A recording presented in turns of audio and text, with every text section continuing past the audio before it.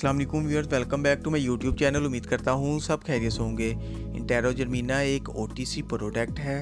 इंटेरोजर्मिना basically एक probiotic है। Probiotic का मतलब है फॉर लाइफ, कि ये एक ऐसा जरासीम या बैक्टीरिया है जो बड़ों और बच्चों की आंतों में कुदरती तौर पर मौजूद होता है और ये आंतों की सेहत का ज़ामन होता है। इसका बेसिक फंक्शन आंतों में मौजूद हार्मफुल बैक्टीरिया को ख़त्म करना होता है और इनकी मज़ीद प्रोडक्शन को रोकना होता है। इंटेरोजर्मिना सॉल्यूशन के इस्तेमाल से बच्चों को 24 घंटों में डायरिया से आराम आ जाता है। इंटेरोजर्मिना सॉल्यूशन इजी टू यूज़ है क्योंकि ये मिनी बोतल में आता है। Just shake, open and twist and drink, ये इसका आसान सा मेथड है।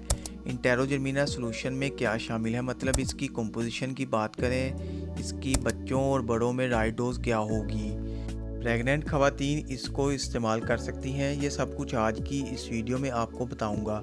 इंटेरोजर्मिना सॉल्यूशन जो ख़वातीन प्रेग्नेंट है या वो जो बच्चों को फीड करवाती हैं विदाउट एनी टेंशन इस्तेमाल कर सकती हैं।